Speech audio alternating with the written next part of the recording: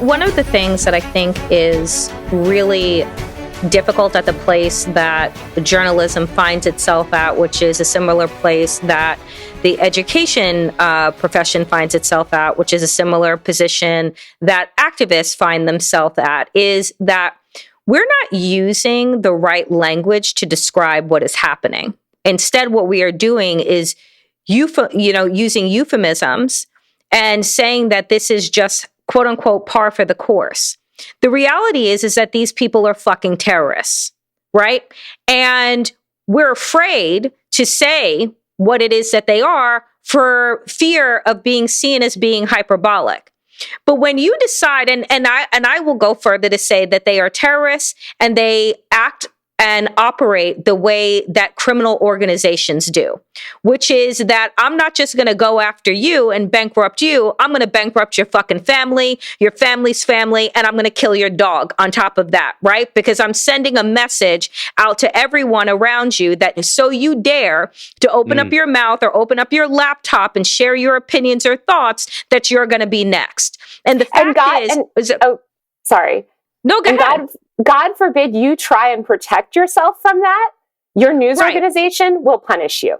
And so the point here is that for those people who find themselves in positions where you do have clout, you do have access, you have created a resume and a career path that speaks for itself, that if we don't figure out ways, and I'm not talking about you, Taylor, because I think that in all honesty, you've done enough and you've been through enough, but I'm talking about other people who are so quick to do the clickbait shit, so quick to do the thing that's going to make them pop, that what we're doing is helping these terrorists hollow out this industry. So all that is left are the fucking clout chasers. So all that are left are the people that are just trying to make a name for themselves and not actually trying to name what is happening in our society, because this shit is pervasive. I just named 3 other industries that this is happening in. You're driving teachers out of the classroom because guess what? They don't want to be labeled as groomers. They don't want to have to, go to toe to toe at a school board meeting about why they're teaching about Frederick Douglass and Martin Luther King, and now they're being called an activist teacher. Right? And so, or they are gay, and God forbid that they are gay and work with children. Now we're going back to the 80s and the 60s and 70s and 80s where you're a fucking pedophile, right? So people who are well-meaning, who have something to offer, are being driven out of these professions, which is exactly what terrorists do. Right? So that everybody that has a good heart and a good mind stays shuttered in, because you should be fucking fearful if you have death threats coming at you every goddamn day, right? Like, you're not a soldier. You're not supposed to be equipped to do that. It's not just the death threats. It drives me crazy when not that, and I agree it's bad, but it drives me so insane as if people act like death threats are the worst thing. The worst thing is what they do to your reputation. Yes. Death threats you can deal with because most of them are bullshit, right? Like, those are things that you can control your reaction to. Your reputation, and for instance, what I've dealt with, CNN or, these reporters just basically regurgitating made up right-wing media BS about me, those are things that I don't control and that future employers will see or people see, right? Suddenly you have all these people that think of me and have this cartoon version of me that's not based in reality. And it's been warped by the media. And I think, that bothers me so much more than the death threats, which are horrible and nobody should deal with. And their goal is to terrorize you and terrorize everyone affiliated with you.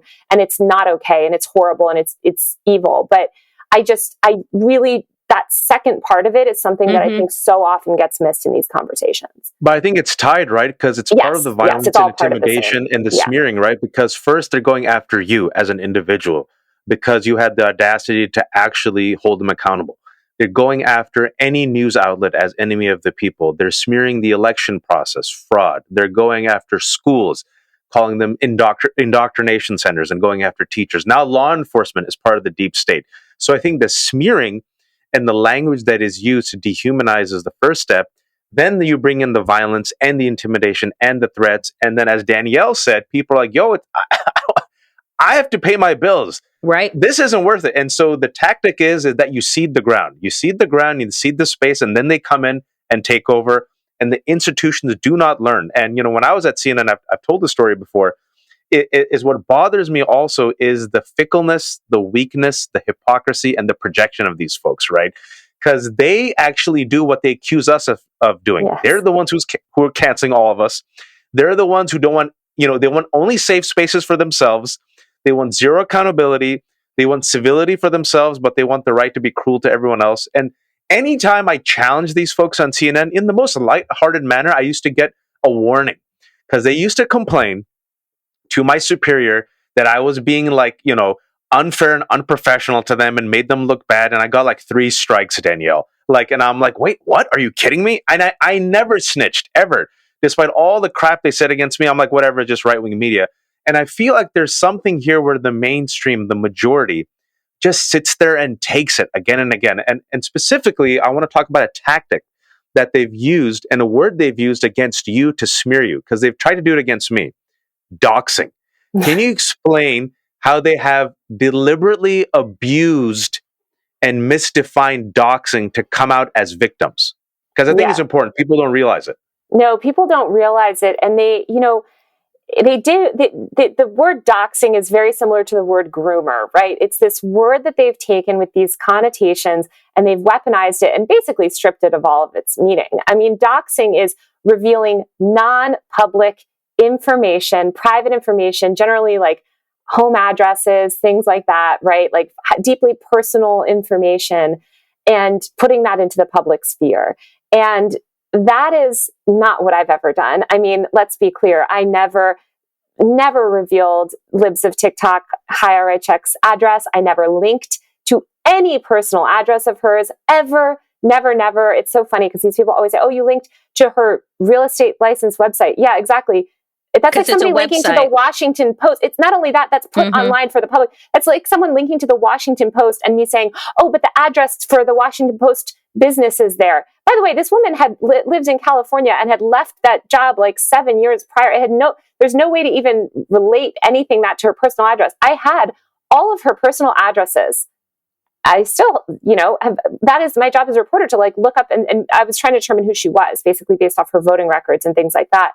And I would never post that. I would never reveal that. Yet immediately when I published that story, my address is posted, my home address is posted, my parents' home address is posted. That's how my parents get swatted and stalked in person. People, that is doxing. And Taylor, just real quick, for those who don't know what swatting is, it means that people try to actually call the SWAT on you and they lie about violent confrontation. Yeah, so they'll lie and they'll say somebody is there, murdering a child or whatever you need to, and so they'll send this massive team. It's a federal crime of police officers who can often break down your door. They can't get in and arrest you. And they in their mind they're going into with the SWAT team to placate a crime. Obviously, that's not what's happening. It's a terror tactic, and it's a federal crime, and people have died this way because it's very dangerous. Luckily, my family are white suburban people in the middle of the country, right? They're not. Thankfully, they have not been physically harmed by the police. However, colleagues of mine, especially younger women, they're not white, and they don't live in a nice neighborhood the way that my parents do, and so the police. Having that interaction with the police can go very badly, very quickly. And that is the point. That's the point of these types of terror campaigns.